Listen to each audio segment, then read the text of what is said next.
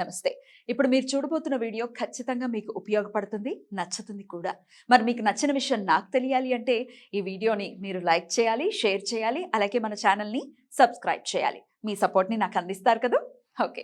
ఇప్పుడు వీడియోని స్టార్ట్ చేద్దాం. నమస్తే. Welcome to our channel. నేను కుప్ప పద్మిని. ప్రస్తుతంతో పాటు ప్రముఖ ఆధ్యాత్మికవేత్త, వాస్తు జ్యోతిష పండితులు, లలిత ఉపాసకులు, వాస్తు జ్యోతిష శిక్షణ నిపుణులు బ్రహ్మశ్రీ నానాజీ పట్నాయక్ గారు మనతో పాటు ఉన్నారు. మాట్లాడదాం. సార్ నమస్తే సార్. శ్రీమాత్రే నమః.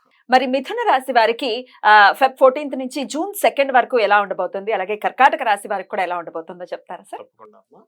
ఫస్ట్ ఆఫ్ ఆల్ ఏంటంటే మిథునం వారికి ఇక్కడ నుంచి 9th హౌస్ అంటారు దీన్ని. 9వ స్థానం అంటే తండ్రి యొక్క స్థానం, హైయర్ ఎడ్యుకేషన్ స్థానంగా చెప్తూ ఉంటారు, బ్యాంక్ బ్యాలెన్స్ స్థానంగా చెప్తూ ఉంటారు. అంటే మనం నిలువ ధనము అంటారు. ఈ స్థానంలో రవిశనులు కనెక్ట్ అవుతున్నారు. ఎప్పటి నుంచి?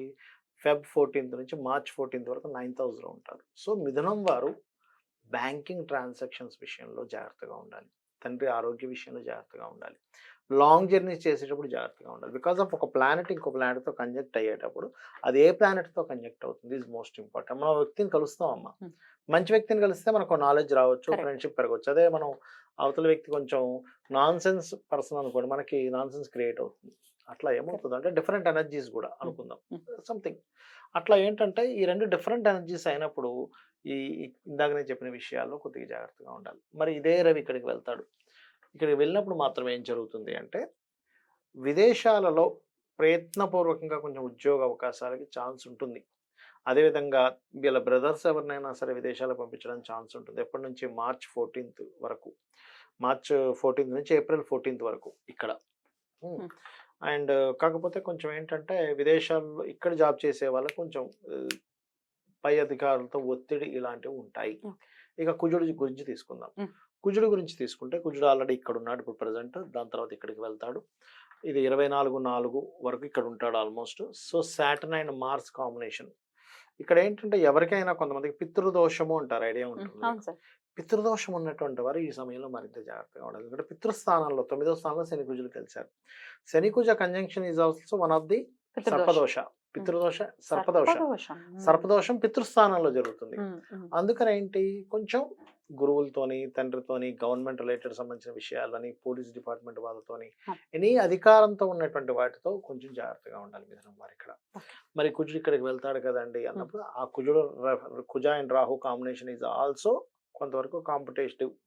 అంటే కొంచెం టాస్క్ పెరుగుతుంది వీళ్ళు చేసే ఉద్యోగంలో ఒక ఇది పెట్టారు, సో అది పెరుగుతుంది. Right right sir. ఇక వీళ్ళు రెమెడీ ఏం చేయాలి చెప్తాను. ఫస్ట్ అంటే వీళ్ళకంటే డిఫరెంట్ రెమెడీస్ ఉంటాయి కాబట్టి ఈ కంజంక్షన్ ఇక్కడ జరుగుతుంది. 9వ స్థానంలో కంజంక్షన్ ఎప్పుడు కూడా రావి చెట్టుకి ప్రదక్షిణం చేసి అక్కడ ఉండేటువంటి సర్పాలకు గనక వీళ్ళు పసుపు, కుంకుమ, గంధం కలిపిన వాటర్ని గనక వేసినట్లయితే అద్భుతమైన ఫలితాలు ఉంటాయి. ఇక్కడ కూడా సేమ్. అంటే ఈ కంజంక్షన్ వీళ్ళకి ఎక్కువగా రెమెడీ రావి చెట్టుకు చేసుకోవడం వల్ల బాగా కలుగుతుంది. Right sir. సార్, ఈ రాశి వారికి ఎలా ఉండబోతోందో మీరైతే ప్రిడిక్షన్స్ అందించున్నారు. కానీ దేశవ్యాప్తంగా ఈ గోచార ఫలితాల వల్ల, అంటే ఈ సంచారం వల్ల ఈ గ్రహాలకి ఎలాంటి ఫలితాలు ఉండబోతున్నాయి దేశవ్యాప్తంగా కూడా ఒక్కసారి చెప్పండి. అసలు అలాగే గ్రహ సంచారం గురించి కూడా ఒక్కసారి చెప్పండి. షూర్. యాక్చువల్గా ఈ రోజు ఇది వేయడానికి కారణం ఏంటంటే మనం 1.5 month బ్యాకే మనం చెప్పుకున్నాం ఇది కొంచెం ఈ గ్రహాల యొక్క కదలిక ఇలా ఉందని. కాకపోతే ఏంటంటే కొంతమంది నన్ను పర్సనల్గా అడిగింది ఏంటంటే, ఎందుకండి ఒకసారి మాకేమైనా ఎక్స్ప్లెయిన్ చేసి చూపించగలరా బోర్డు మీద అని అడిగారు. అందుకని చెప్తున్నాను. ఫస్ట్ ఆఫ్ ఆల్ ఏంటంటే అమ్మ గుర్తుపెట్టుకోండి, ఎప్పుడు కూడా రవి కుజులు ఉన్నారు కదా, రవి కుజ అంటే ఏంటంటే, రవి అంటే ఒక ఎనర్జీ ఇచ్చేటువంటి ప్లానెట్, కుజుడు కూడా ఎనర్జీ ప్లానెట్. ఈ ఎనర్జీ ఒక్కొక్కసారి పాపగ్రహాలతో కలిసినప్పుడు ఏమవుతుందంటే మిస్యూజ్ అవుతుంది.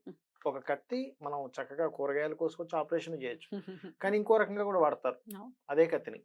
అలా ఏంటంటే ఎనీ ప్లానెట్ అది బాగున్నప్పుడు ఇచ్చే రిజల్ట్, అది పాపగ్రహాలతో కలిసి ఉన్నప్పుడు ఉన్న రిజల్ట్ వేరుగా ఉంటాయి.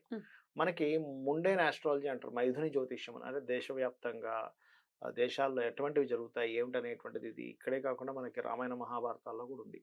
అందుకని నేనేం చెప్తున్నానంటే స్పెసిఫిక్గా ఈ రవి కుజుడు వీటి మీద నుంచి ప్రయాణం జరుగుతుంది ఈ 3 నెలలు. ఎలాగా కుంభం నుంచి మీనము మళ్ళీ మేషంలోకి వెళ్తారు. ఇలాంటి సందర్భంలో అయితే లక్కీగా ఏంటంటే కాలసర్ప యోగంలో గురువు బయట ఉన్నాడు, ఇది ఒక లక్. గురువు అవునా? కనుక లోపల ఉండి ఇంకా దారుణంగా ఉంటుంది ఇది పరిస్థితి. మొత్తానికే కాలసర్పం అయ్యేది. అయ్యేది. ఆ! గురువు ఒక బయట ఉన్నాడు కాబట్టి కొంతవరకు జీవులు కొంత సేఫ్ లో ఉంటారు, కానీ హ్మ్. జాగ్రత్త ఉండాలి ఏ విషయాల్లో. రవి గవర్నమెంట్ కారకుడు, అధికారులకు కారకుడు, సీఎంలకి పిఎంలకి వీళ్ళ కారకుడు. హ్మ్. కాబట్టి గవర్నమెంట్ రిలేటెడ్ సంబంధించిన విషయంలో రాజుల మధ్యన గొడవలు పెరగడం. ఎందుకంటే మనకు నెక్స్ట్ రాబోయే ఉగాదికి కూడా ఏంటంటే రాజు కుజుడు అవుతున్నాడు. కుజుడు రాజు అవుతే ఎలా ఉంటుంది అంటే, కుజుడు అంటే ఏంటి, యుద్ధం, అధికారాన్ని చూపించుకోవాలి, నా లీడర్షిప్ నేనేంటో నిరూపించుకుంటాను, ధైర్యంగా నేను యుద్ధానికి నేను రెడీ అన్నట్టుగా ఉంటుంది. అందుకని ఏమిటి, ఎప్పుడైతే ఈ కుజుడు ఎగ్జాల్టెడ్ పొజిషన్లో ఉన్నంతసేపు ఓకే, ఎగ్జాల్టెడ్ పొజిషన్ నుంచి ఇక్కడికి మారతాడు 24వ తేదీ 4వ నెల నుంచి, అప్పటి నుంచి ఇంకా తీవ్రంగా ఉంటుంది. అదేవిధంగా ఇప్పుడు ఆల్రెడీ ఫిబ్రవరి 14th నుంచి రవి ఆల్రెడీ శనితో కలిసిపోయాడు ఇక్కడ. అందుకని ఏంటి, పర్టికులర్గా ఇక్కడ జరిగేటువంటి విషయాల్లో కొంచెం లీడర్స్ మధ్యన గొడవలు, పోలీస్ డిపార్ట్మెంట్ సంబంధించిన విషయంలో కొంతవరకు స్ట్రెస్ పెరగడం కానీ, డిఫెన్స్ మిలిటరీ వాళ్ళకి ఇబ్బంది రావడం కానీ, మత కల్లోలాలు జరగడం కానీ, ఇటువంటివి ఎక్కువగా మనకి ఎప్పటి వరకు ఉంటాయి, 2వ తేదీ 6వ నెల వరకు ఉంటాయి. ఇది ఆల్రెడీ ఫిబ్రవరిలో స్టార్ట్ అయిపోయింది, ఫిబ్రవరి 1st నుంచే స్టార్ట్ అయింది. ఎందుకంటే ఇక్కడ కుజరవులు కలిసారు ఆల్రెడీ ఇక్కడ ఒకసారి, రవి కుజ ఇద్దరు ఎనర్జీని ఇచ్చే ప్లానెట్స్ కలిసారు ఇక్కడ. కాకపోతే ఇక్కడ ఈ పాపగ్రహాలతో వెళ్ళి కనెక్ట్ అవ్వడం అనేటువంటిది ఇంకొంచెం జాగ్రత్తగా ఉండాలి. అర్థమైందమ్మా? సో మరి ఇక్కడ మనం ఇండియాలో ఉన్న వాళ్ళు ఉంటారు, వేరే వేరే దేశాల్లో ఏదైనా యుద్ధ సంబంధించినటువంటి పరిస్థితులు ఉంటాయి. అప్పుడు మాత్రం వీళ్ళు చేసుకోవాల్సిన రెమెడీ ఏమిటి, ఏ దేశంలో ఉన్నా ఎవరున్నా అంటే వాళ్ళకి జాతకంతో సంబంధం లేదు. కొంతమందికి నాది పలానా రాశి అని తెలియదు, పలానా నక్షత్రం అని తెలియదు, ఏదో వాళ్ళు చిన్నప్పుడు ఏదో రాశారా మిస్ అయ్యాయంటే అంటూ ఉంటారు. అటువంటి వారు నేను చెప్పేది ఒకటే, అమ్మవారికి సంబంధించిన వాటిలో చండీ పారాయణం వినడం కానీ, తర్పణం చేయడం కానీ, హోమం చేసుకోవడం కానీ చేసుకోవాలి. విన్నా సరిపోతుంది. ఆ దేశాల్లో చేసేవాళ్ళు ఉండకపోవచ్చు ఒక్కోసారి. లేదా శ్రీమాత్రే నమః రక్షణ ఇస్తుంది. దగ్గరలో గనక ఏదైనా గోశాల ఉంది, ఇండియాలో ఉన్నారు గోశాల ఉంది, గోవులకి బెల్లము క్యారెట్లు తినిపిస్తే మంచిది, గోధుమ రవ్వ కూడా తినిపిస్తే ఇంకా మంచిది.